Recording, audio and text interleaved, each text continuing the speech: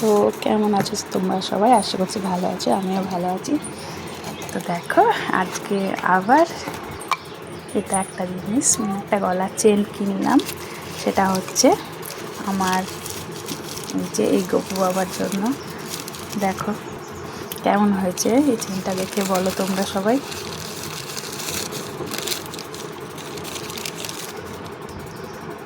এই যে এটা যেন কী যেন বলে, কি ধানসিস বা কিছু ডিজাইনটার নাম আমি ঠিক জানি না। তো এটা নিয়ে এলাম, অনেকে কুসুম বীজও বলে, যাই হোক কোনো একটা হবে।